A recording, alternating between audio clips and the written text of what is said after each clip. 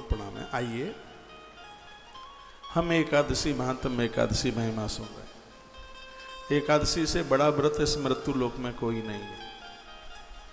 बड़ी सुंदर कथा आती है। गुरुदेव वशिष्ठ के चरणों में राजा मानधाता बैठे हुए थे और मैं बात को यहीं से आरंभ करता हूँ। और उन्होंने उनको कुछ प्रश्न किया। पांतो वो जलदा श्यामा सारंजात करकसा तलोक मंडपस्ताभ्याम चतुरारी हरिमा। बड़ा प्यारा श्लोक है। जो मेघ के समान श्याम वर्ण वाले हैं, सारंग धनुष की प्रत्यंचा के आघात रगड़ से कठोर हो गई, त्रिभुवन रूपी विशाल भवन को खड़े रखने के लिए मानो खम्भ के समाने हैं, ऐसे भगवान विष्णु। और ऐसे भगवान विष्णु को, नारायण को हम और आप सब वंदन करते हैं, प्रणाम करते हैं। पीछे यह आप व्यासपीठ पर यह आप देख रहे हैं, पूरा बद्री विशाल की पहाड़ियाँ ये सब बनी हुई हैं। और यह दृष्टि गोचर हो रहा है कि बद्रीनाथ में माँ एकादशी प्रकट हुई है। और भले ही हम सीधा वृंदावन में हैं, अनुभूति ऐसी ही होगी कि हम बिल्कुल वहीं हैं जहाँ माँ भगवती 11 प्रकट हुई है।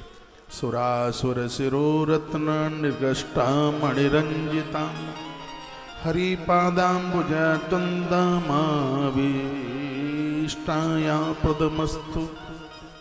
भगवान श्री हरि के युगल चरणारविंद में लक्ष्मी नारायण, उनके चरणों में हम और आप सब वंदन करते हैं, प्रणाम करते हैं। कोई भी हम कार्य आरंभ करें तो उसमें पहले भगवान का ध्यान करें। कल मैं भिवानी में एक बड़ी सुंदर बात निवेदन कर रहा था, खाटू श्याम चरित्र में, जहाँ भगवान श्री कृष्ण ने घटोत्कच को कहा था कि तुम मौरवी के साथ युद्ध करने के लिए जा रहे हो, जब उससे तुम बात करें तो मेरा ध्यान कर लेना। भगवान कहते हैं कि ईश्वर का ध्यान करने से समस्या का समाधान हो जाता है। परमात्मा का ध्यान करने से अंदर से एक ऐसी आवाज़ आती है और वही आवाज़ दुश्मन को भी आपका अपना बना देती है। वो भगवान कृष्ण। अपने दिन का जो आरंभ है वो भगवत नाम लेने से, प्रभु का नाम लेकर के ही अपने दिन का आरंभ कीजिए। एक श्लोक रोज बोला करें आप, एक सोते समय और एक जागते समय। सुबह आप जब सो रहे हैं तब बोलिए मंगलम भगवान विष्णु मंगलम गरुड़ध्वज मंगलम पुंडरीकाक्ष मंगलाय तनम हरि। यह आप बोलिए। और शाम को जब आप बिस्तर पर जा रहे हैं, मैं तो बोलता हूँ, अब आप देखिए, कर्पूर गौरव करुणावतारम संसार सारम भुजगेन्द्रहारम सदा वसंतम हृदयारविंदे भवं भवानी सहितं नमामि भवं भवानी सहितं नमामि। ये रात्रि को सोते सोते और प्रातः जब जाग रहे हैं तब मंगलम भगवान विष्णु मंगलम गरुड़ध्वज मंगलम पुंडरीकाक्ष मंगलायतनो। हमारे उपनिषदों में एक बड़ा सुंदर सा श्लोक है और वो आप सबसे आता है। जब भी आप घर से आप चलें, देवताओं को प्रणाम करें और यह उपनिषद का श्लोक बोलते हुए आप चलिए। यात्रा में बिल्कुल व्यवधान नहीं आएगा। और ये श्लोक आप सबसे आता है, मैं तो बस आपको याद दिला रहा हूँ कि इसको नित्य बोलना है। क्या है? त्वमेव माता च पिता त्वमेव त्वमेव बन्धु च सखा त्वमेव त्वमेव विद्या द्रविणं त्वमेव त्वमेव सर्वं मम देव देव त्वमेव सर्वं मम देव देव। कुछ ये स्तुतियों के जो श्लोक हैं जो माता पराम्बा भगवती के भगत हैं, और आपका भले ही कोई और भी इष्ट है, आपकी विद्या बल ऐश्वर्य बढ़ेगा। दुर्गा सप्तशती का इतना सुंदर श्लोक है, सर्व मंगल मांगल्ये शिवे सर्वार्थ साधिके शरण्ये त्र्यंबके गौरी नारायणी नमोस्तुते। ये स्तुतियां हमारी आत्मा का आहार है, इनसे हमें खुशी मिलती है। जब हमें खुशी मिलती है तो भगवान हमारे ऊपर प्रसन्न रहता है। आइए मैं कुछ एकादशी महिमा 11 महात्म्य की बात आपसे निवेदन कर रहा हूँ, जिसमें मानधाता बहुत बड़े राजा हुए हैं। मानधाता अद्भुत महात्मा मानधाता हुए हैं। ये वही राजा मानधाता हैं जिनकी 50 कन्याएं महात्मा सौवरी ऋषि के साथ ब्याई गई थी। ऐसे राजा मानधाता जिन्होंने ओंकारेश्वर में तप किया था जिस पहाड़ के ऊपर, ये वही मानधाता हैं, सूर्यवंशी राजा हैं। और इन्होंने गुरुदेव वशिष्ठ को पूछा, हे गुरुदेव आप यह बताइए, धरती पर ऐसी कौन सी आग है जो सूखे और गीले को दोनों को जलाती? सूखे गीले का मतलब है ऐसी कौन सी भजन रूपी अग्नि है जो इस जन्म के पाप और पिछले जन्म के पाप दोनों को जला के राख कर दे? यह मानधाता ने पूछा। चाहे जान के अपराध हो गए हैं, चाहे अनजान के अपराध हो गए हैं, ऐसी कौन सी अग्नि है जो सूखा गीला सब जला देती है? गुरुवर, इसके लिए मैं आपसे करबद्ध निवेदन करके पूछना चाहता हूँ, अज्ञानवश यदि कोई अपराध हो गया है, पाप हो गया है, जानकारी नहीं थी, और मान लिया जाए जानकारी भी थी लेकिन फिर भी अब पाप तो हो ही गया है, तो क्या ऐसा कोई उपाय है क्या जिस कार्य को करने से वह पाप जल करके राख हो जाए? यदि हे गुरुवर, यदि ऐसा कुछ है तो आप कृपा करके वह समाधान हमें बता दे। वशिष्ठ जी ने कहा, हे नपश्रेष्ठ, सुनो, जिस अग्नि से सूखा और गीला दोनों ही जल करके राख हो जाता है, और ऐसी अग्नि है, वो अग्नि है जो मनुष्य भगवान विष्णु का दिन, जिसको हरिवासर कहते हैं, और दूसरे शब्दों में जिसको कहते हैं एकादशी, जो हमारे 11 तत्वों को वश में करा देती है। 5 ज्ञानेंद्रिय, 5 कर्मेंद्रिय 10 और 11 मन।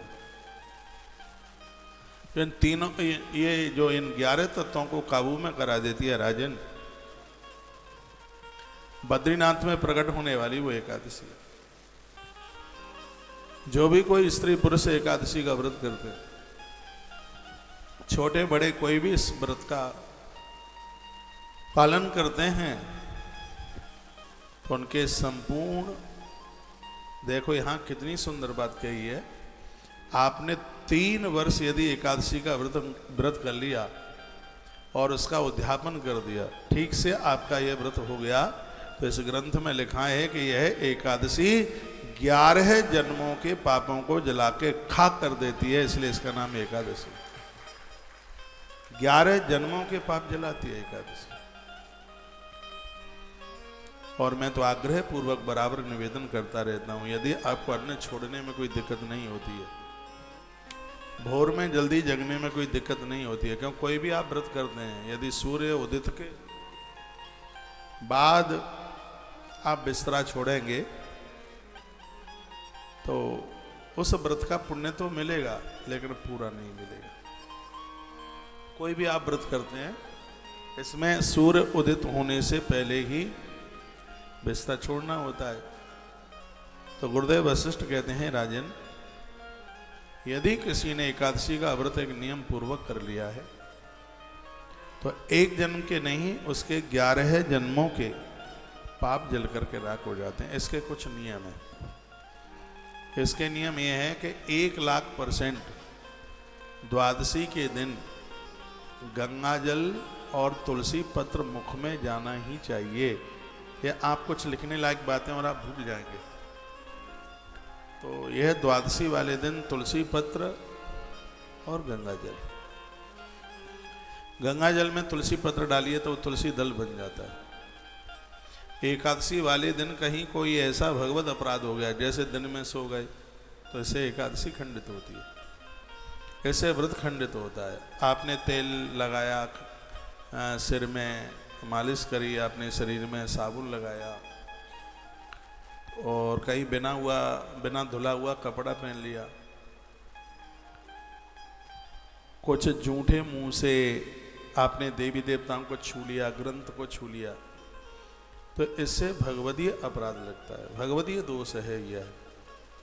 लेकिन जब द्वादशी के दिन जब आप व्रत खोलते हैं और आपने तुलसी दल अपने मुख में डाल लिया है, गंगा जल तुलसी पत्र डाल लिया है, तो गुरुदेव वशिष्ठ कहते हैं राजन मानधाता, उसी समय भगवत दोष दूर हो जाते हैं। इसलिए हर स्त्री पुरुष को जो 11 का व्रत करते हैं वह द्वादशी वाले दिन गंगा जल और तुलसी पत्र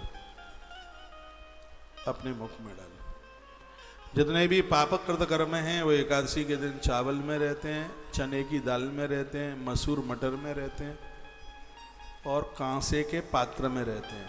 ये ध्यान रखिए, सुनिएगा। कांसा, एकादशी के दिन कांसे के बर्तन को ऐसे ही प्रयोग में नहीं लिया जाता जैसे समझदार लोग एकादशी के व्रत में चावल को प्रयोग में नहीं लेते। द्वादशी के दिन पीतल, कांसा, ये जितने पुण्य हैं वो चांदी इसमें समाहित होते हैं, तंदुल चावल में समाहित होते हैं। ऐसा वर्णन किया गया है कि जहाँ आप रहते हैं तहाँ से लेके समुद्र पर्यंत तक संपूर्ण धरती का दान करने से जितना फल प्राप्त होता है, द्वादशी के दिन चावल का दान करने से उतने फल की प्राप्ति होती है। भगवान के 56 भोग प्रसाद को लेने की जो महिमा है, द्वादशी के दिन मुख में चावल डालने का उतना ही महत्व है। चावल घर को अक्षय कर देता है। यज्ञ पूरे नहीं होते हैं तंदुल के बिना, चावल के बिना। तो ऐसी कुछ अद्भुत बातें हैं वो गुरुदेव वशिष्ठ। मेरे सामने नारद पुराण है, मैं आपको बता तो दूं कि कथा कहाँ से कह रहा हूँ, तो आप कहीं भ्रांति में न पड़े। और मैंने अपनी और भी कथाओं में एकादशी के लिए नारद पुराण के बहुत प्रमाण दिए। नारद पुराण में बड़ी 11 की महिमा का वर्णन किया है। पद्म पुराण में 26 एकादशियों की कथा कही गई है। मेरे पास 3 दिन है, आज, कल और परसों। तो 3 दिन में कुछ विशेष बातों का मैं आपके बीच में निवेदन करूंगा और वह आप टकटकी लगा करके आप सुनते रहिएगा। तो महात्मा वशिष्ठ और राजा मानधाता का ये संवाद जो आप सुनने के लिए जा रहे हैं। गुरुदेव वशिष्ठ ने कहा, हे राजन, एकादशी का जो व्रत है इसे उपवास के करके भगवान मधुसूदन की जो उस दिन पूजा करते हैं, आंवले से जो स्नान करते हैं, आंवला, एकादशी के दिन आंवला देह पर लगाकर और स्नान करने की जो महिमा है वो इस ग्रंथ में आप सुन रहे हैं। आंवला का रस आप पानी में डाल लीजिए या देह पर लगा लीजिए और आधी रात्रि तक, 11 के दिन रात को सोइए मत, आधी रात्रि तक कम से कम जागरण कीजिए। वह व्यक्ति अपने संपूर्ण पापों से मुक्त हो जाता है। कितना भी बड़ा पाप हो, 11 के दिन आधी रात्रि को जागरण, एकादशी का व्रत और बाल्टी में जल में आंवला डाल लें, आंवले का रस डाल लें, उससे स्नान करें तो कायिक, वाचिक और मानसिक 3 प्रकार के पाप जल करके राख हो जाते हैं। कायिक अपराध उसे कहते हैं जो शरीर से की गई, और वाचिक अपराध उसे कहते हैं जो वाणी से की गए। किसी को गाली दे दें तो उससे भी तो पुण्य छीणे ही होते हैं। और मानसिक पाप उसे कहते हैं जिन पापों को मन में विचार कर लिया गया। तो यह एकादशी का जो व्रत है वह तीनों प्रकार के पापों को जला करके राख कर देता है। देह पर आंवले का लेपन, वर्णन है मधुसूदन भगवान की पूजा जरूर करें और 11 का व्रत करें। यह बहुत आनंद, आंवले के द्वारा स्नान करें, ये सभी पापों को धो देता है। हे राजन, एकादशी नाम का अग्नि से सूखा और गीला, यानी इस जन्म का पिछले जन्म का जानकर अनजानकर जो भी अपराध हुआ है 11 रूपे तप की अग्नि के द्वारा सब जल के राख हो जाता है। ऐसी एकादशी है। आप बड़े बड़भागी हैं कि श्री धाम वृंदावन में आपकी एकादशी का उद्यापन हुआ है। इसका मतलब है कि एकादशी मैया अति प्रसन्न है। उसकी कृपा के बिना कहाँ संभव होता है। एकादशी का उद्यापन तो वो कृपा कर दे तभी यह संभव है। एकादशी तिथि को उपवास पूर्वक व्रत जो नहीं करता तभी तक इस शरीर में वो कष्टों को भोगता है। इसमें तो ये लिखा है जो एकादशी को अन्न ग्रहण करते हैं ऐसे लोग रोग हो जाते हैं, बीमार हो जाते हैं। एक बात का मैं आपको निवेदन करूंगा, आप व्रत करते भी नहीं हैं तो भी एकादशी के दिन दोपहर में आप कच्चा भोजन मत खाइए, रोटी मत खाइए, पूड़ी खा लीजिए, पराठे खा लीजिए, दाल मत खाइए। आप 365 दिन 30 दिन दाल खाते हैं, आप पूरा महीना भर खाते हैं तो 2 ही दिन तो हैं, 28 दिन ही खा लो, 2 दिन मत खाओ। यदि जिसका निषेध किया है तो मत खाइए, क्योंकि 11 के दिन ये कच्चा भोजन ठीक नहीं है। दाल, फुल्का, चावल इसी में लिखा है, इसको बिल्कुल भी मत लीजिए। अब इसमें तो ये लिखा है जो एकादशी के दिन ये कच्ची रसोई खाते हैं उसको तो विष्ठा कह दिया गया। जहाँ तक बने तो यह परहेज कर ले, पूड़ी खा लीजिए, तला हुआ खा ले। मैं तो तले का बड़ा विरोधी हूँ, लेकिन ये नियम कहता है कि एकादशी वाले दिन आश्रम में तो 11 वाले दिन भोजन ही नहीं बनता, फलहार बनता है। आप में से ऐसे लोग जो बैठे हैं जिनके आज एकादशी का उद्यापन का पहला दिन रहा है, हाथ उठाइए। तो 11 उद्यापन करने के लिए आए हैं। बढ़िया, 5-4 हैं आप में, 2-3 पीछे हैं।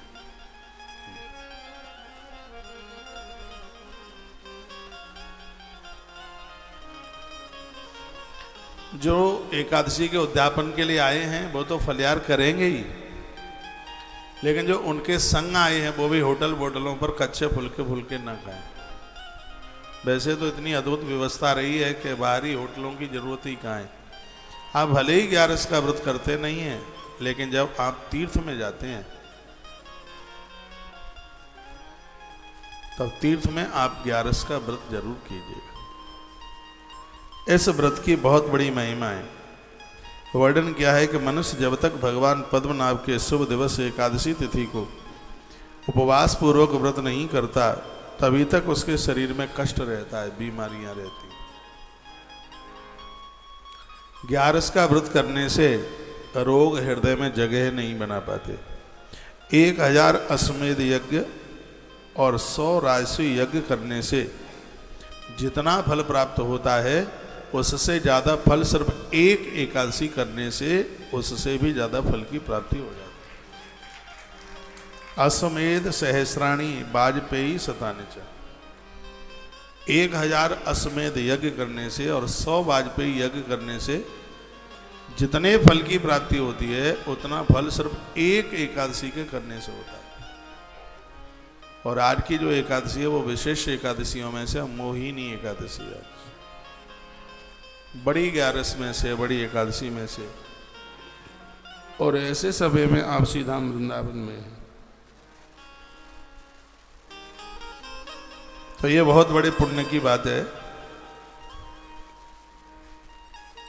एकादश इंद्रियों द्वारा जो पाप किया जाता है वह सब का सब एकादशी का उपवास करने से नष्ट हो जाता है।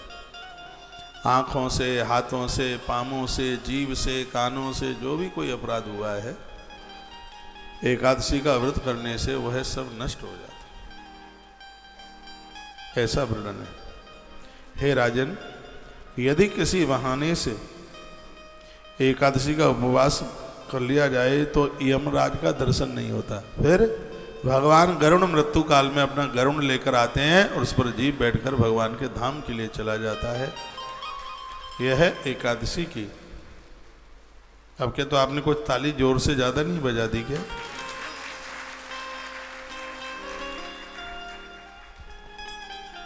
आप पूछ रहे हैं कथा लाइव चल रही है क्या? कथा लाइव ही चल रही है, बासी नहीं है, ताजी है। आप सुनते रहिए, टीवी पर सुन रहे हैं, यूट्यूब पर पूछ रहे हैं। बहुत इम्पोर्टेंट कथा है, प्रमुख कथा है। 11 वाले दिन और आप 11 की महिमा सुन रहे हैं, 11 का मातम्य सुन रहे हैं, तो पुण्य की तो बात है ही।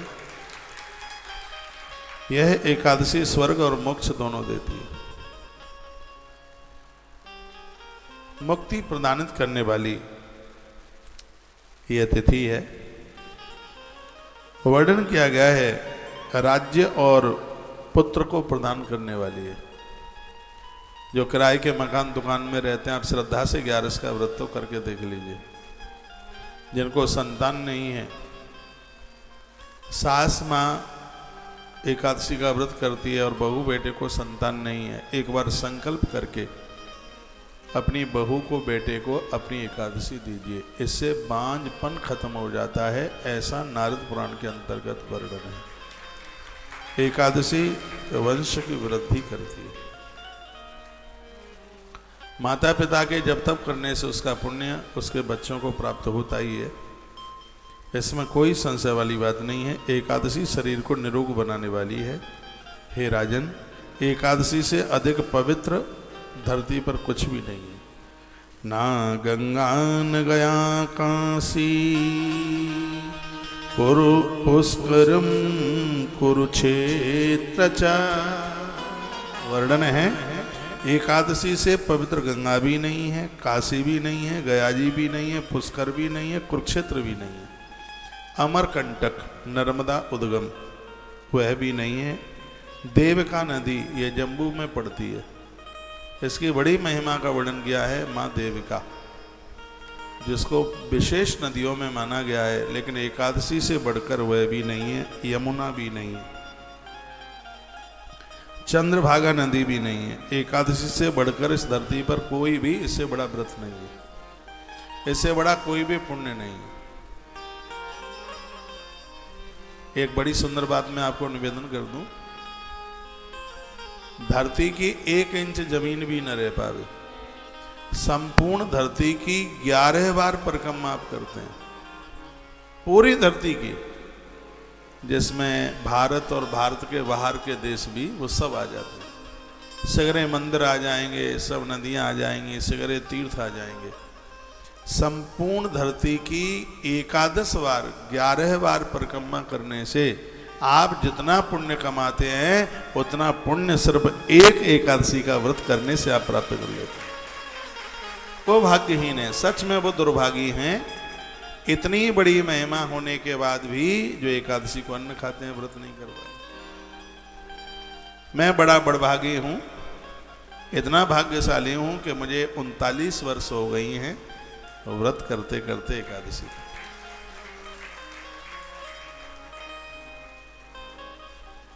पूरा 39 वर्ष हो रहा है। क्या मेरे लिए आनंद की बात नहीं है कि 39 साल में धोखे से भी एकादशी के दिन अन्न मेरे पेट में नहीं गया, धोखे से भी, भूल करके। एक बार मैंने 2010 में यहाँ वृंदावन में कथा हुई थी, लगभग 1500 ब्राह्मण भागवत जी का पाठ कर रहे थे। 30,000 लोगों के आवास की व्यवस्था की, मथुरा वृंदावन सब बुक कर रखा था। वृंदावन में कुंभ हुआ था, तो उस समय एक आयोजन किया था। उस समय मैंने एक बार अपनी एकादशी का उद्यापन कर दिया। सब लोग कर रहे थे, मैंने भी कर दिया। कुछ ऐसा तो था नहीं कि व्रत बंद करना। मैंने कहा वृंदावन की धरती है, आगे का तो आगे का ही है, पता नहीं कहीं। उन दिनों में मैं लौट के आया था, कहीं बाहर था मैं, प्रदेश में, इंडोनेशिया वगैरह। लोग बड़े प्रभावित हुए थे, कहा कि आप जैसे लोगों की जरूरत यहाँ भी है। तो एक बार मुझे ऐसा लगा था कि मैं भारत छोड़ करके कहीं परदेश में ना चला जाऊँ, कहीं विदेश में। वैसे मुझे अच्छा लगता नहीं है वहाँ, लेकिन उस समय एक ऐसा वातावरण बना, काफ़ी फ़ोन थे लोगों के, बहुत आह्वान थे, लोग बहुत बुला रहे थे। एक बार में कुछ ऐसा लगा कि भारत छोड़ करके और कहीं पड़ा बाहर का ना हो जाए। तो मैं 2006, 7, 8 इन वर्षों में बाहर में था, मैं विदेश में। तो फिर मैंने कहा बात की तो बात की बात है, क्या होगा कैसा होगा, चलो एक बार एकादशी का उद्यापन कर ही देते हैं। और सत्य है, जिस समय वो एकादशी का जो उद्यापन जो हुआ है, उस आनंद को शब्दों में वर्णित नहीं कर सकता। जैसे पूर्णिमा को चंद्रमा पूर्ण हो जाता है, खिल जाता है, एकादशी का उद्यापन करने से एकादशी मैया पूर्ण रूप से खिलकर भक्त के सन्मुख चल करके आ जाती है, अपनी अहेतु की कृपा उड़ेल देती है। इसलिए एकादशी का उद्यापन तो हर भक्त के लिए 3 वर्ष में से कीजिए। अधिक मास पढ़ना चाहिए इसमें। उद्यापन इस अधिक मास में मत करना, इसलिए मत करना क्योंकि अधिक मास आपके चौमासे में पड़ रहा है, इसलिए। और महीनों में पड़ता तो आप कर सकते थे। और जब देव शयनित होते हैं तब एक प्रदोष और गणेश चौथ को छोड़ करके और कोई उद्यापन नहीं होता। एक तो प्रदोष का उद्यापन हो जाता है और एक गणेश चौथ का उद्यापन हो जाता है। मैंने तो ये उद्यापनों वाला भी पूरा का पूरा विज्ञान पढ़ लिया है, ये सब हमारे ग्रंथों में वर्णन है। तो जो आप व्रत करते हैं उसमें एक बार अधिक मास पढ़ना चाहिए, क्योंकि एकादशी 26 होती है। तो एक बार वो 26 एकादशियां आ जाएं। किन्हीं के पुरखे व्रत करते हुए चले गए और वो उद्यापन नहीं कर पाए, तो घर में बहू हो, बेटा हो या कोई और हो, उनके निमित्त 26 एकादशी का व्रत कर लें, फिर उनका उद्यापन विसर्जन कर दें। तो 3 साल में, 5 साल में, 7 साल में, 9 साल में और 11 साल में, इससे और भी ज़्यादा टाइम आप ले सकते हैं 11 के उद्यापन के लिए। और यदि आपका शरीर इस बात के लिए सहन करता है तो उद्यापन के बाद भी आप 11 का व्रत कर सकते हैं, दोबारा उद्यापन करने की जरूरत नहीं है। उद्यापन क्यों किया जाता है? कभी ऐसी परिस्थितियां बन जाती हैं, हारी दुखारी बीमारी, और उसमें व्रत छूट जाता है तो उसका अपराध नहीं लगता। वैसे यह भी विधान है, इस ग्रंथ में लिखा है कि मान लिया जाए माँ व्रत करती है, एक उदाहरण के तौर पर, उसके माथे में दर्द है, उसको कोई दिक्कत है, उसको परेशानी है। एक तो दवाई लेने से कोई भी व्रत खंडित नहीं होता, ऐसा नारद पुराण में लिखा है। दवाई लेने से कोई व्रत खंडित नहीं होता। एक धोखे में कोई अन्न का ग्रास आप ले लेते हैं, उससे भी व्रत खंडित नहीं होता। जैसे मान लिया जाए एकादशी है और कोई बूंदी के लड्डुआ बांट रहा है और आपको ध्यान नहीं था और आपने एक चटका दिया, एक लड्डुआ ले लिया आपने और फिर ध्यान में आया, ओ रे आज तो एकादशी थी। फिर आप कहते हैं चलो अब लड्डुआ तो खा ही लिया है, 2 फुलके भी चटका दो, अब क्या है, अब तो जैसा ही 100 मन वैसा ही 125 मन। ऐसा करके आपने अन्न खा लिया तो घोर अपराध हो जाएगा। व्रत तोड़ने का भारी अपराध है। कितना अपराध है? शिव महापुराण में कोटि व्रत संहिता में वर्णन है, पत्नी पति को समाप्त कर दे और पति पत्नी को समाप्त कर दे, खत्म कर दे। तो जिनको नर हत्या और स्त्री हत्या का जो अपराध लगता है, व्रत तोड़ने वाले व्यक्ति को वही अपराध लगता है।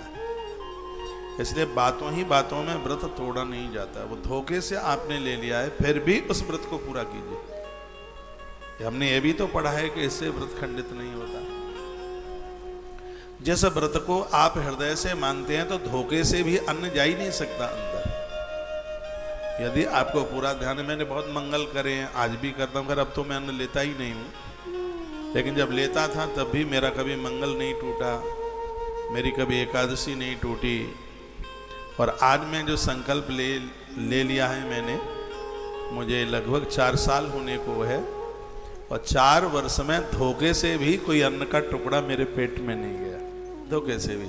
क्यों? बाजार की चीज़ें मैं खाता नहीं हूँ, क्योंकि मिलावट ज़्यादा होती है। आपको तो कहेंगे वो खोए के लड्डुआ हैं, लेकिन वो खोए के लड्डू में खूब मैदा होती है, आरारोट होता है। इसलिए मैं आपको प्रार्थना करूंगा, प्लीज आप मुझे ज़बरदस्ती ना किया करें।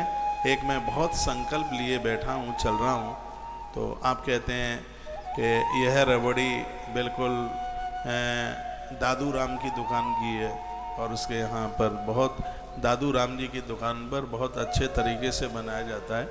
ठीक है, दादू राम जी की दुकान बढ़िया है, लेकिन दादू राम जी की दुकान पर बनाने वाले गुटखा भी खाते हैं, चप्पल पहन करके भी बनाते हैं, वो 8-8 दिन तक नहाते भी नहीं हैं, नाक भी वहीं पहुँचते रहते हैं, थोड़ा मटेरियल भी उसी में टपकाते रहते हैं, और मौका मिल जाता है तो दादू राम का बेटा थोड़ा कह देता है कि रबड़ी में थोड़ा आरारोट मिला दो, सैली हो जाएगी। ये ऐसा होता है ऐसा। तो जो भी बाजार की चीज़ें मैंने सब छोड़ रखी हैं, और मैं उसको इसलिए मैंने बोल दिया है। सुबह एक माता जी पीछे पड़ गई थी, बोल दिया नहीं महाराज जी, ये आपको हमारे यहाँ का बहुत प्रसिद्ध है, ये लड्डू है, और ये लड्डू हमारे यहाँ बनता है और बॉम्बे के लोग इसको मंगाते हैं। पेड़ा हमारे चिड़ावा का है, ये लंदन जाता है ये पेड़ा, इसलिए तो तुमको लेना ही पड़ेगा। मैंने कहा मेरी प्रार्थना है, मैं एक संकल्प और नियम लिए हुए बैठा हूँ, और मेरा संकल्प बरकरार पूरा होता रहेगा, चलता रहेगा, तो इस पुण्य के एक हिस्सेदार आप भी होंगे। केवट की कथा में एक बड़ी सुंदर कथा थी। आप बोर तो नहीं हो रहे हैं? तो केवट की कथा में एक बड़ी सुंदर कथा आती है। जब राम जी के चरण केवट ने धो लिए तो केवट गांव की तरफ चला। तो राम जी पूछे कहाँ जा रहे हैं?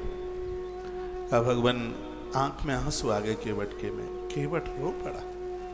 केवट कहने लगा, भगवान मैं गरीब हूँ, मैं दीन हूँ, लेकिन मैंने संत महापुरुषों का आशीर्वाद प्राप्त किया है, उनके चरणों में मैं बैठा हूँ। एक दिन मैं किसी महात्मा को नौका में बिठा करके पार उतार रहा था। उन्होंने मुझे बड़ी अच्छी बात कही। उन्होंने कहा कि घर पर संत महापुरुष आवे वो भगवान होते हैं, तो उनका आदर पति और पत्नी दोनों मिलके करें। पति और पत्नी चरण धोएं, आरती उतारें, कहें भगवान गरीब हूँ, लेकिन मैंने गुरुओं के वाणी से सुना है कि जब कोई आवे तो पति पत्नी दोनों मिलकर उसके चरण धोएं। भगवान मुझे रोकिए मत, मैं घरवाली को लेने के लिए जा रहा हूँ, हम दोनों मिलकर आपके चरणों का प्रक्षालन करेंगे, आपके चरण धोएंगे। भगवान अच्छा लगा सुन के। केवट घर पहुंच गया। केवट ने कहा भाग्यवान, ये दो महापुरुष हैं, अपनी घरवाली को भाग्यवान कहते हैं, पता नहीं आप तो क्या कहते होंगे। एक तो विदुर है, वो अपनी पत्नी को भाग्यवान बोलते हैं, और एक केवट है जो अपनी पत्नी को भाग्यवान कहता है। और सच मानिए, घर की नारी तो भाग्यवान है ही, जिसने बच्चों को जन्म दिया है, परिवार की तरक्की हो रही है, घर को ऊंचाई मिल रही है। इसमें मेरी बहुत बहनें आई हैं जो अपने सास ससुर को 11 का उद्यापन कराने के लिए लाई हैं, पकड़ करके लेके चलती हैं, वो चल नहीं पाती, वो उनको सहारा दे रहे हैं। इसलिए तो बेटा और बहू की आवश्यकता होती है। सच मानिए, मैं त्रिकालदर्शी नहीं हूँ, और लेकिन यह मुझे अनुभूति जरूर होती है कि मेरी ऐसी बहनों को लेने के लिए स्वयं भगवान नारायण गरुड़ लेकर के पधारेंगे। जो आप कर रहे हैं बहुत मलूक कर रहे हैं, बहुत अच्छा कर रहे हैं। मैं वही प्रसंग में आपको लेके आ रहा हूँ। केवट की आंख में आंसू आ गए, और केवट ने कहा भाग्यवान, आनंद हो गया। अब भगवान ने चरण धोने के लिए बोल दिया, तू जल्दी चल, देर मत कर, दोनों मिलके भगवान के चरण धोएंगे, चढ़ोदक लेंगे। तो वो केवटानी रो पड़ी, आंख में अश्रुपात होने लगा। तो केवट ने पूछा तू क्यों रो रही है? वो कहती है मैं अपनी गरीबी को कोस कोस के रो रही हूं। आज हम इतने गरीब हैं, हमारे घर कोई बर्तन भाड़े नहीं है। मेरे घर में सोने और चांदी के बर्तन होते तो प्रभु के चरण हम उन पात्रों में धोते। वो केवटानी बोली। तो केवट ने कहा पगली, तू जानती नहीं है, मेरे पास सोने और चांदी के बर्तन भी होते तो भी मैं भगवान के चरणों से उन पात्रों को स्पर्श नहीं करता। केवटानी ने पूछा क्यों? का भगवान एक बहुत बड़ा संकल्प लेकर के निकले हैं। वो किसी गांव से नहीं निकलेंगे, सोने चांदी के किसी भी आभूषण पात्र को वो स्पर्श नहीं करेंगे, क्योंकि 14 वर्ष के लिए वो उदासीन भेष बना करके निकले हैं। केवट ने कहा था, देवी भगत वही होता है जो स्वामी के संकल्पों को बिगड़ने नहीं देता, उन संकल्पों में सहायक बनता है। तो उनके संकल्पों का पुण्य भगत को ऑटोमेटिक अपने आप मिलता है। ऑटोमेटिक तो मैं बोल रहा हूं, केवट ने कहा लगातार उसका पुण्य मिलता ही है। तो मैं निवेदन कर रहा हूं कि मेरे संकल्प में आप सहभागी हैं। आप जोर नहीं देते हैं, कूटू ले लो, मंगोड़ा ले लो, सिंगाड़े का लपसा ले लो, ये भी ले लो, वो भी ले लो। ये मैं शर्मा जी के यहाँ जाता हूँ तो बहुत बोलते हैं, ये कूटू ले लो, ये मंगोड़ी ले लो, पकौड़ी ले लो, खीर ले लो, सिंगाड़ा ले लो। तो मेरे संकल्प में आप सहयोगी बनिए, बड़ा अच्छा चल रहा है। तो ये बाजारू जो चीजें हैं, अपना फलियार आप एकादशी को लेते हैं, अपने हाथों से बनाइए। जो भी कुछ बना रहे हैं, ये बाजारू चीजों को मत करिए उसको प्रयोग में। पूरा दिन भूखों रहा जाता है, 11 जैसा व्रत। और आपको तो लेके आए हैं कि मथुरा जी के पेड़े हैं। अब वो पेड़े वो वाले नहीं रहे, बनाने वालों के दिमाग भी तो वो नहीं रहे हैं। सब जगह लोग हाय पैसा पैसा पैसा पैसा के चक्कर में पड़ गया है, और आपका व्रत टूटे नहीं, इसके लिए बहुत सा ध्यान रखिए। एकादशी की ये कुछ जो बातें हैं, इसमें फलियार एक ही बार किया जाता है, नियम तो यही है। वो फलियार लेके डकार न आवे, नींद न आवे, नहीं व्रत खंडित हो जाएगा। 3 दिन में व्रत पूरा होता है ये। 10वीं के दिन भी भोजन एक ही बार होता है, और द्वादशी के दिन भी भोजन एक बार होता है। एकादशी के दिन फलियार, मैं इसलिए नहीं बोल रहा हूं कि आश्रम का फलियार बच जाए, नहीं, खूब खाइए पीजिए, इसलिए नहीं बोल रहा हूं मैं। जो एक नियम, जो एक विधि बताई है, हम लोग तो उस जमाने में एक ही बार में 3-3 दिन का खा लेते थे, तब की बात है। एक कोई श्रीमान बोले, मैं भी व्रत करता हूं लेकिन एक दाढ़ से खाता हूं। हमने कहा, कुटी कतरने वाली जो मशीन है जिसमें एक गड़सा होता है, क्या वो काम नहीं करती है? एक दाढ़ से तो लोग बहुत खा लेते हैं। 3 दिन का ये व्रत है। 10वीं की रात्रि को वन छोड़ा जाता है, 3 दिन जमीन में सोया जाता है। इसमें 10वीं की रात्रि को जमीन में सोया जाता है। 11 की रात्रि में आधी रात्रि तक जागरण करना होता है, जमीन में सोया जाता है। और द्वादशी की रात्रि को भी जमीन में सोया जाता है। क्या लिखा है कि जिंदगी भर नर्मदा के किनारे पर वास करने से, जीवन भर कुरुक्षेत्र में वास करने से, जिंदगी भर पुष्कर में कार्तिक नहाने से, जीवन भर काशी में वास करने से, हर वर्ष का माघ प्रयाग में निकलता है, जिंदगी भर यमुना में स्नान करने से, देविका नदी के किनारे पर वास करने से जितना पुण्य नहीं मिलता, उतना पुण्य सिर्फ एक एकादशी के व्रत करने मात्र से प्राप्त हो जाता। तो ये बात ध्यान में रहेगी। संपूर्ण धरती की 11 परिक्रमा करने से जितना फल प्राप्त होता है, सिर्फ एक एकादशी का व्रत करने से उतने पुण्य की प्राप्ति होती है। आप मंगलवार करते हो, बुधवार करते हो, गुरुवार करते हो, ये तो सब बहुत पीछे रह गए एकादशी के सामने। 11 के सामने कुछ नहीं। एकादशी में तो सब कुछ समाया हुआ है। जो लोग ये सोचते हैं कि मृत्यु के समय पर पांव में कांटा लगे, इतना भी कष्ट ना हो, तो उन्हें आज ही ये संकल्प ले लेना चाहिए कि अगली बार आने वाली एकादशी से हम व्रत आरंभ करेंगे। आप अपने जीवन का आनंद देखिए।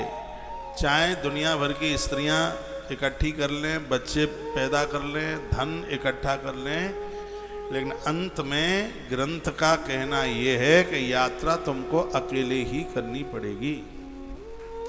कोई संग जाएगा नहीं, सिर्फ अकेले और सिर्फ अकेले यात्रा। उस समय आप निर्भय होके जाएं, उत्सव के साथ उत्साह मनाते हुए जाएं।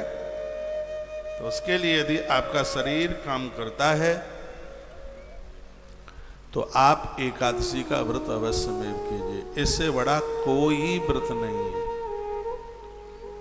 यह व्रतों का राजा है, ऐसा कहा गया। इसमें रात में जागरण करने से मनुष्य संपूर्ण पापों से मुक्त हो जाता है। आधी रात्रि तक 12 बजे तक जगिए। वैसे आप जगते ही 12 बजे तक। कीर्तन सुनिए। आजकल तो विज्ञान का जमाना है, मोबाइल में कीर्तन चालू कर ले, मोबाइल गाता रहेगा और आप सुनते रहेंगे।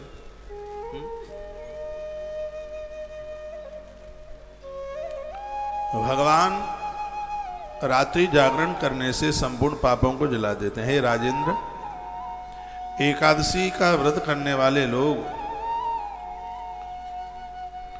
30 पीढ़ियों का उद्धार करते हैं। ये लिख लेना, वो 30 पीढ़ियां कौन कौन सी हैं। एकादशी का व्रत जो करते हैं वो 30 पीढ़ियों का उद्धार करते हैं।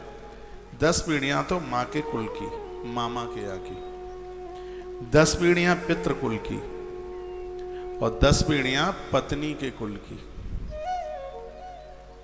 एक कोई इधर मध्य प्रदेश की बात है, उन्होंने अपनी बेटी के लिए घर ढूंढा और मेरे पास आएगा, महाराज जी घर बहुत अच्छा, एक ही लड़का है, टीचर है, उसके पापा भी मास्टर थे, बस एक ही कमी है। मैंने कहा कमी क्या है? हर महीना गिरिराज जी की परिक्रमा करने को जाता है, हर महीना वृंदावन जाता है, वो हर महीना महात्माओं से मिलने के लिए जाता है। मैंने कहा फिर तो ये तो ज्यादा अच्छा है। अच्छा क्या है? क्यों? कैसे अच्छा नहीं है? अच्छा नहीं है, हमारी बेटी को छोड़कर कहीं बाबा ना बन जाए, इस बात का भय है। मैंने कहा वो बाबा बनेगा तो उसको कोई रोक भी नहीं पाएगा। कुछ लोग तो हमारे पास ऐसे आते हैं कि नास्तिक है, पूजा पाठ करता नहीं है, देवी देवताओं को मानता नहीं है, और लोगों को इसमें भी तकलीफ होती है कि पूजा पाठ ज़्यादा करता है, महात्माओं से मिलता है, गिरिराज जी की परिक्रमा करने को जाता है। मैं आपको कहना चाहूँगा, आपको ऐसा जामाता मिला है, आपको ऐसा दामाद मिला है जो धार्मिक है, आपकी कुल परंपरा की 10 पीढ़ियों का तारण कर देगा, ऐसा इस ग्रंथ में। जितने भी जामाता हैं इस धरती के, जितने भी दामाद हैं, यदि वो एकादशी का व्रत करते हैं तो 10 पीढ़ियां उनके ससुराल की तरेंगी, 10 पीढ़ियां उनके मामा के पक्ष की तरेंगी और 10 पीढ़ियां उनकी स्वयं के पक्ष की तरेंगी। इसको कोई रोक नहीं सकता। इसलिए बहनों, तुम्हारा आदमी यदि व्रत करता है तो सहयोग कीजिए, रोकिए मत उसे। तुम्हारा मम्मी पापा पियर का खानदान 10 पीढ़ियां मुक्त, ये समझ लीजिएगा, ये लिखा है इसमें। यदि झूठ है तो कोई मेरी बात काट के बताए, मुंह मांगा इनाम मिलेगा। तो यदि ऐसा नहीं है तो 10 पीढ़ियां स्वयं की, पिताजी के पक्ष की, 10 पीढ़ियां मामा के पक्ष की और 10 पीढ़ियां घरवाली के पक्ष की। 30 पीढ़ियों का उद्धार आत्मकल्याण होगा जो 11 का व्रत करेंगे। ये गुरुदेव वशिष्ठ कथा सुना रहे हैं, वो साधारण नहीं है, गुरुदेव राम जी के भी गुरु जी, विधाता ब्रह्मा के मानस पुत्र हैं, और उन्होंने यह अद्भुत बात कही है। एक बात नहीं मैं पूछ पाया, ये बताइए, मेरी लैंग्वेज, मेरी भाषा आपके समझ में आ रही है? धन्यवाद। तो आपसे बने तो एकादशी का व्रत कीजिए। और एक बात और सुन लें आप, एकादशी का व्रत करने के तत्पश्चात, उद्यापन करने के बाद, फिर यदि आप अन्न खाते हैं तो अन्न खाने का 1% भी दोष नहीं लगता। ये सबसे बड़ी बात है। देखो, नहीं तो 11 को अन्न खाए तो ऐसा बता दें कि बिष्टा के बिलबिलाते कीड़ों को खा लिया, जो ग्रंथों में लिखा है।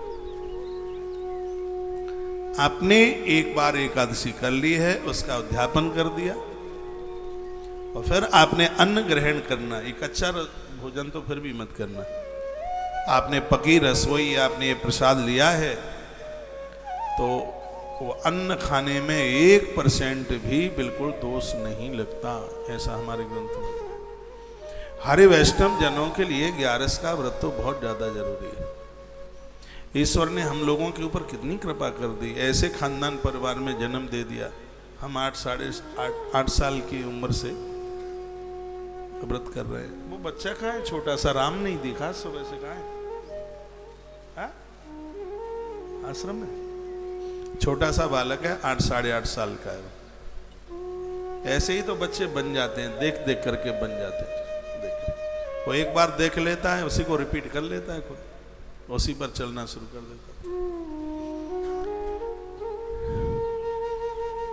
मेरे गांव के पास में एक छोटा सा कस्बा रहा,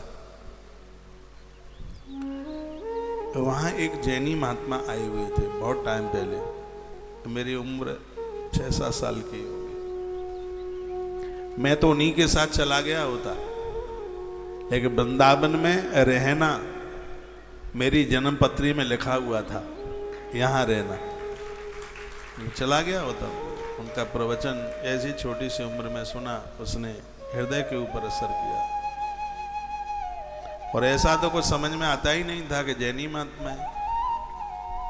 तो उनकी बातें तो भगवान की थी, हमें जैनी ना जैनी से क्या मतलब था। वो जो बोल रहे थे वो बातें बड़ी ईश्वर से मिलाने वाली बातें थी, भगवान से मिलाने वाली जो बातें थी। तो छोटी उम्र में, छोटी आयु में बहुत बड़ा फर्क पड़ता है। ऐसे ग्रंथ में लिखा है 5 वर्ष से लेकर 8 वर्ष से लेकर 85 वर्ष तक एकादशी करने का विधान। 8 साल से लेकर 85, इसके बीच में आप 11 का व्रत आराम से कर सकते हैं। आपकी बेटी, आपका बेटा 8 साल के हो गए हैं, 8 साल में समझदारी आ जाती है, खूब आ जाती है। तो 11 का व्रत आप बिल्कुल कर सकते हैं। यदि घर में कोई बीमार है, अभी मैं बता रहा था, और वो व्रत करने में असमर्थ हैं और अचानक वो व्रत टूट रहा है, तो उनकी बहू, बेटा और भी कोई अपना उनका व्रत कर लेते हैं, तो व्रत खंडित नहीं माना जाता, उस व्रत को पूरा माना जाता है। जैसे मान लिया जाए मम्मी की तबीयत थोड़ी खराब हो गई है और उन्हें अस्पताल जाना पड़ा है, तो उनके उस व्रत को बहू कर ले, बेटा कर ले, नातिन कर ले, यानी घर का कोई न कोई नाती पोता कर ले, तो उस व्रत को बिल्कुल पूरा माना जाता है, उसको अधूरा नहीं माना जाता। मान लिया जाए कोई एकादशी का व्रत करता है और परिवार में सूतक या सोवड़ हो गई या किसी की मृत्यु हो गई, अब क्या करें? तो देवी देवताओं को हाथ मत लगाइए, फिर स्नान कीजिए, अन्न मत खाइए, फल वगैरह ले लीजिए, मानसिक भाव से भगवान का चिंतन कीजिए, आपको पूरा व्रत करने का ही फल प्राप्त होगा। तो उसको तोड़िए मत, मठ मंदिर मन जाइए, देवताओं को मत छूइए। लेकिन ऐसा नहीं है कि घर में सोवड़ हो गई कि किसी की मृत्यु हो गई, अब तो 4 फुलका खींची दें, अब क्या है, फिर अपराध हो जाएगा। तो जो 11 का जो व्रत है, इसके ऊपर तो आप 1 वर्ष के लिए मुझे बोलें कि 1 साल के लिए 26 एकादशियों पर प्रवचन हो, तो मुझे लगता है कि 365 दिन कम पड़ जाएंगे, उसमें प्लस 125 दिन और जरूरत पड़ेगी। इतनी बड़ी महिमा 11 की है, 500 दिन में भी इसका पूरा महात्म्य पूरा ना। और जो मैं अभी आपको बातें बोल रहा हूं, मैंने ये चक्कर घूम रहा है भाई,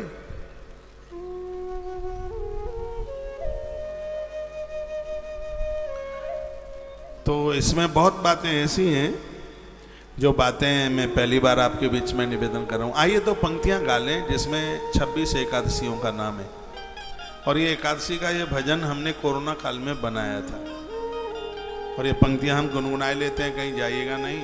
अभी बहुत अद्भुत कथा में हम प्रवेश करेंगे कि इस एकादशी के द्वारा कैसे जीवों की जिंदगी बचती है। देखिए, उत्पन्ना एकादशी से लेकर के और हरि प्रबोधनी एकादशी तक एक ही भजन की 4 पंक्तियों में पूरी 26 एकादशियों का दर्शन होता है। संस्कार टीवी के जितने भी भक्त लोग हैं, शाम को भी मैं 1-8 घंटा धर्म यात्रा कार्यक्रम में यहाँ से दूंगा। आप आ सकें तो बैठिएगा।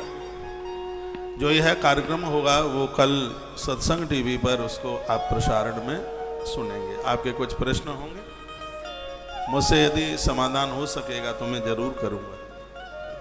रात्रि को 9 बजे आप इसी परिसर में आ जाइएगा और 1 घंटे का कार्यक्रम प्रश्नोत्तरी धर्म यात्रा, एक कदम परमात्मा की ओर। तो आप जरूर बैठना उसमें। कथा 9:30 बजे से लेकर के सुबह 9:30 बजे से लेकर 4 बजे तक सत्संग टीवी पर, और 4 बजे से लेकर के 7 बजे तक संस्कार टीवी पर। जितने भी एकादशी वाले हैं आप सबको सुबह 7:30 बजे गौतीर्थ तुलसी तपोवन गौशाला, वो लोग 7:30 बजे पहुंच जाएं जिनका गोदान है, अब वो लोग 8, 8:30 पहुंच जाएं जिनका गोदान नहीं है, जिनकी एकादशी की पूजा है। कल बड़ा व्यस्त है, कल हवन होगा, पूजा होगी चौकियों की।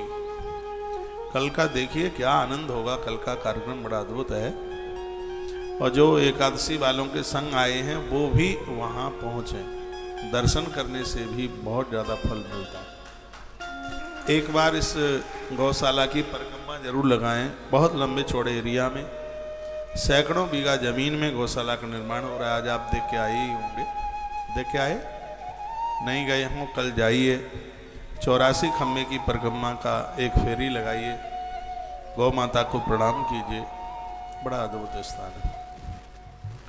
तो कल गौ माता के, इसको विष्णु द्वादशी कहते हैं इसको, तो 11 के दूसरे दिन का समय होता है, उसको विष्णु द्वादशी के नाम से जाना जाता है।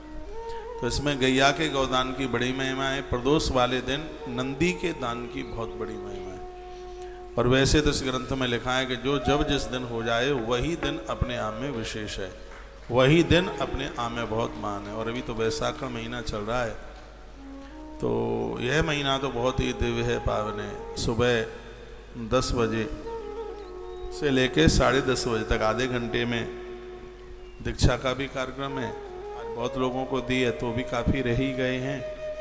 सुबह टाइम का ध्यान रखिएगा। 10 बजे से पहले पहले मैं गौशाला में होऊंगा उधर, और मैं 9:30 बजे इधर आ जाऊंगा। फिर ये दीक्षा का कार्यक्रम पूरा करके फिर सुबह 2 घंटे कथा भी करनी है। 2 घंटे सुबह की कथा आप सुनिए, दोपहर में जो साधना काल का जो कार्यक्रम है और रात्रि का धर्म यात्रा का जो कार्यक्रम है उसको सुनिए। फिर 4 बजे से एकादशी महत्व में सुनिए। 2 दिन बाद उपनिषद की कथा जरूर सुनिएगा। बाहर से हमें जितने भी लोग आप सुन पा रहे हैं, आप वृंदावन पहुंच करके 1 दिन के लिए, 2 दिन के लिए, जितना टाइम आपके पास में है, आप यहाँ पहुंच करके और इस कार्यक्रम का पूरे आयोजन का आनंद ले लीजिएगा। कम से कम मैं 8 तारीख तो यहाँ 8 तारीख तक तो हूँ ही, इसमें 2-3 दिन और बढ़ सकते हैं। 12 तारीख हो सकती है, क्योंकि कैंसर हॉस्पिटल की एक रजिस्ट्री होने वाली है, तो पार्टों में हो रही है। बड़ी ज़मीन है, और मैं इसके ये पैसे बता दूं कि ज़मीन कितने की है, तो बहुतों को तो सन्नाटा गन्नाटा खा के ना गिर जाए। जो मानसिक भाव से, मैं तो किसी का विरोधी नहीं हूँ, मुझे कहते भी तो हैं, कहते हैं कि कौन सी तुम्हारे पास ये जादू की छड़ी है, सब काम हो कैसे रहे।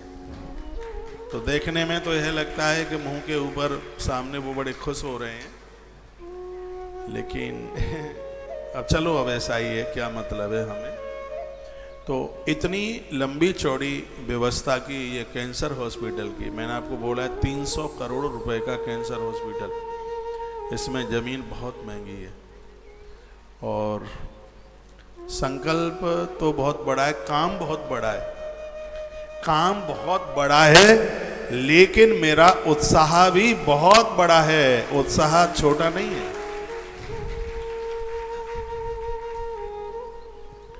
और यह काम बहुत अच्छी तरह से, उस समय में कोई भी देश का प्रधानमंत्री हो, इस कैंसर हॉस्पिटल का उद्घाटन करने के लिए देश के प्रधानमंत्री का ही आगमन होगा।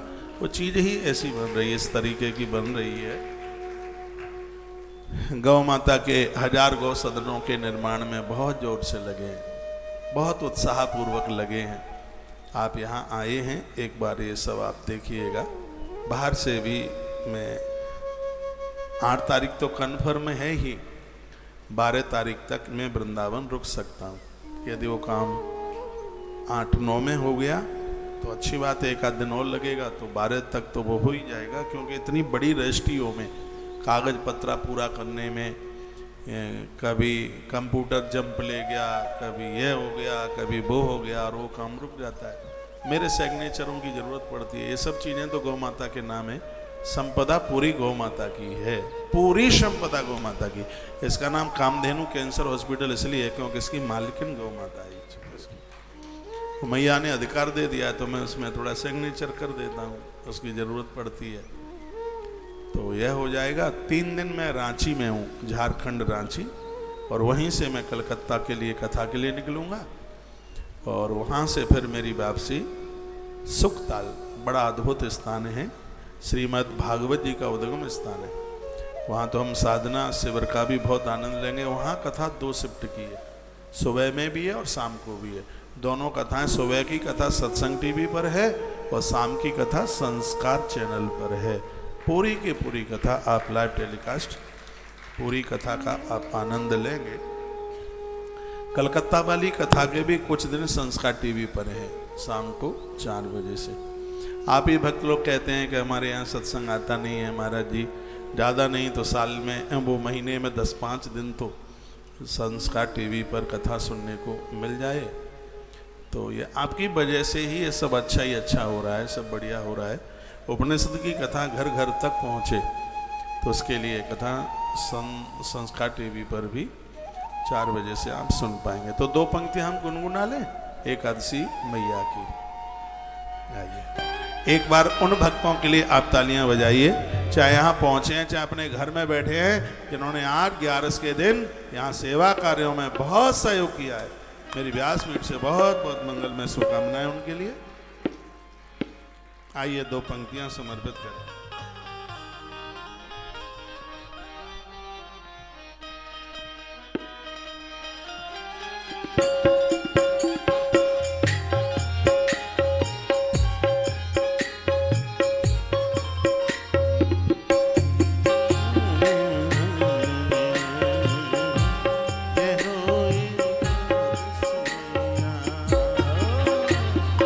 एकादशी का व्रत है पावन, कर देता कल्याण। सब गाए।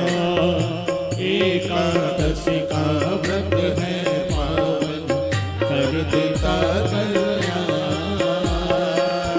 बदरी वन में प्रगट भई माँ, देव करे सम्मान, पाप को आज मिटाओ, सदा ये व्रत अपनाओ। ओ पाप को आज मिटाओ, सदा ये व्रत अपनाओ। दोनों हाथ।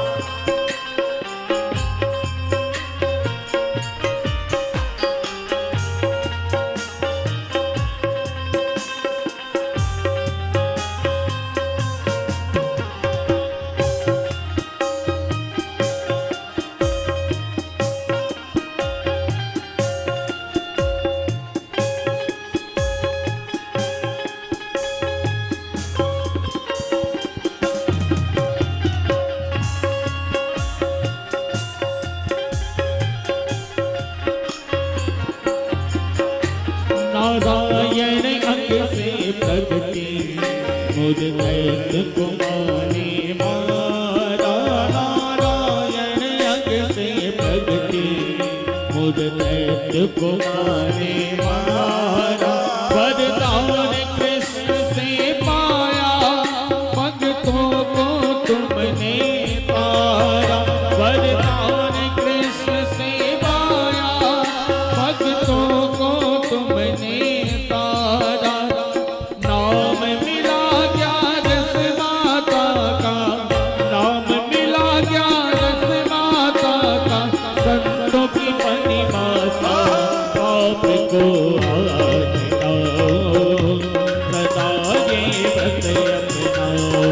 ओ पाप को आज मिटाओ, सदा ये व्रत अपनाओ।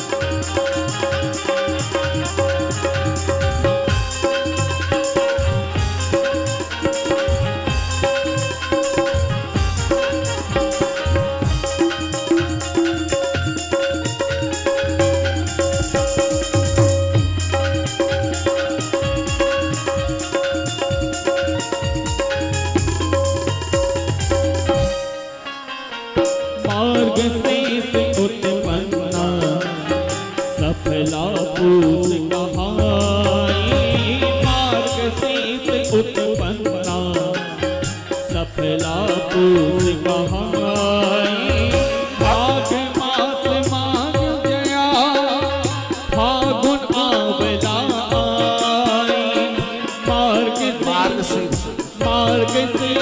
उत्पन्ना सफला पूस कहाई मार्गशीर्ष उत्पन्ना सफला पूस कहाई माघ मास में विजया फागुन आवला आई माघ मास में विजया फागुन आवला आई चैत्र में पाप मोचनी मैया चैत्र में पाप मोचनी मैया बिगड़ बनावेगा पाप को मिटाओ सदा ये व्रत अपनाओ पाप को मिटाओ सदा ये व्रत अपनाओ एकादशी का व्रत है पावन कर देता कल्याण बद्री वन में प्रकट हुई माँ देव करे सम्मान पाप को मिटाओ सदा ये व्रत अपनाओ हो पाप को मिटाओ सदा ये व्रत अपनाओ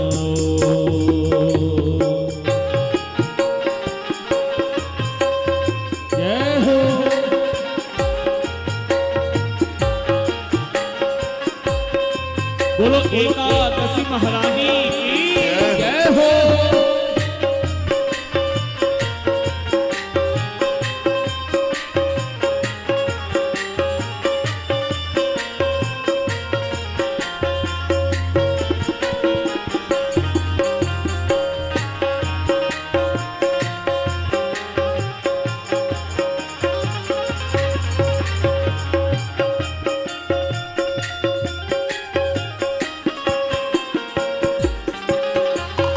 मोहनी और परोनी बैसाख में पूजी जाती मोहनी और परोनी बैसाख में पूजी जाती अपना निर्जल 11 से मास ज्येष्ठ में आती अपना निर्जल 11 से मास ज्येष्ठ में आती अषाढ़ योगिनी माता पद्मा अषाढ़ योगिनी माता पद्मा भक्तों का वरदान पाप को मिटाओ सदा ये व्रत अपनाओ हो पाप को मिटाओ सदा ये व्रत अपनाओ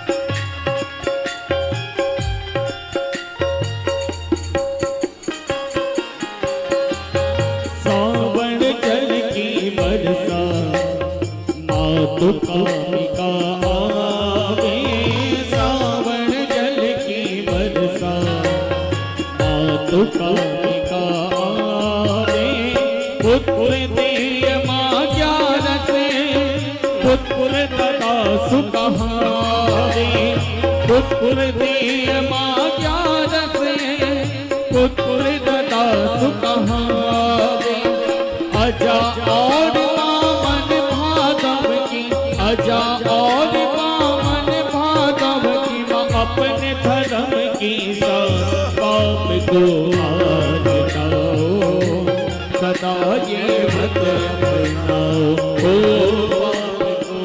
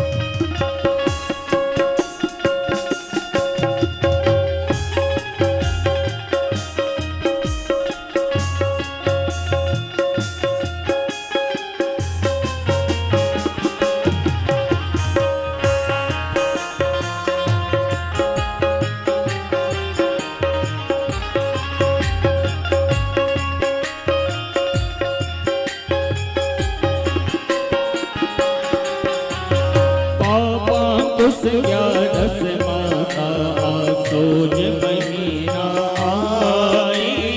पापा कुछ ग्यारस माता आसोज महीना आई।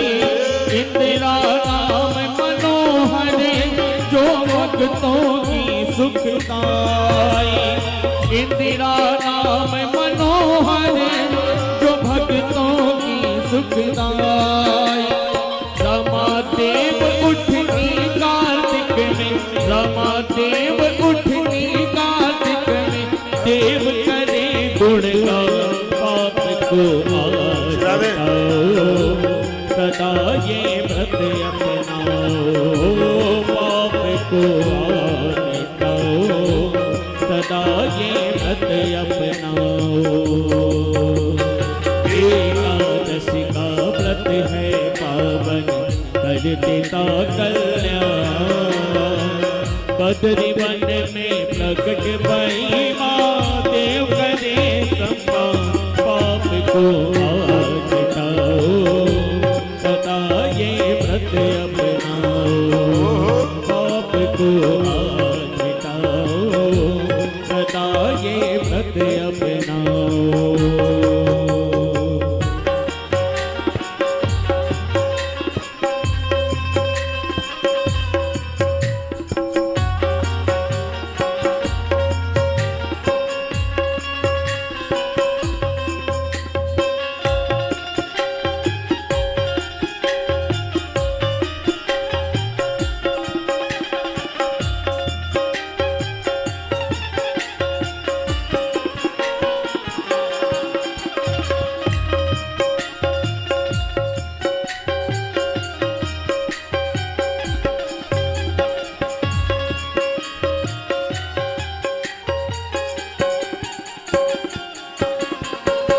अधिक मास माँ पद में नहीं परमाना है प्यारो।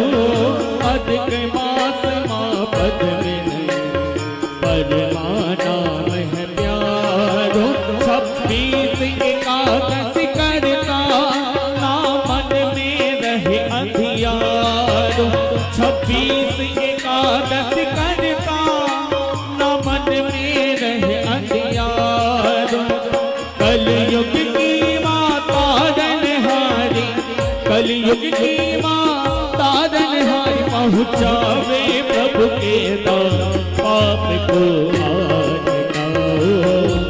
सदा ये व्रत अपनाओ ओ पाप को हटाओ। सदा ये व्रत अपनाओ।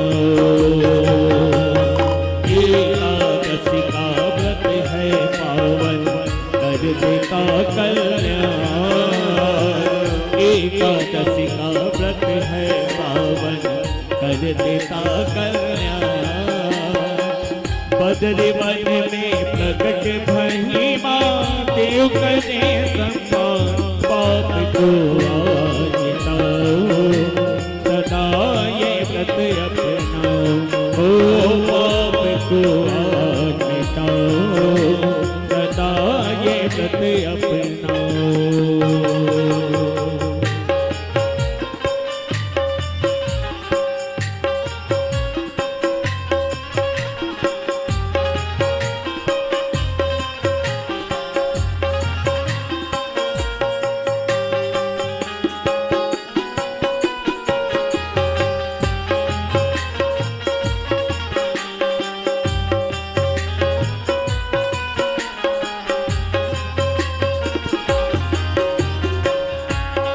बोलो एकादशी मैया की जय हो।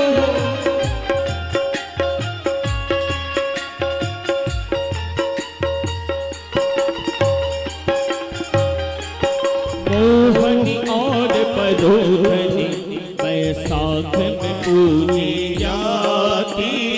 मोहनी और परोधनी बैसाख में पूजी जाती। अपरा निर्जल ग्यारस मास ज्येष्ठ में आती। अपरा निर्जल ग्यारस मास ज्येष्ठ में आती। असा आषाढ़ योगिनी माता पद्मा आषाढ़ योगिनी माता पद्मा भक्तों का वरदान पाप को आज जाओ सदा ये व्रत अपनाओ पाप को आज जाओ सदा ये व्रत अपनाओ पाप को आज जाओ सदा ये व्रत अपनाओ एक हे माँ हे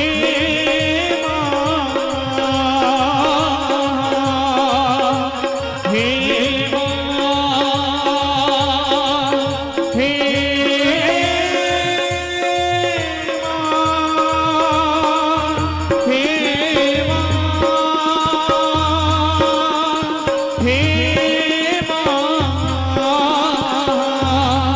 हे माँ हे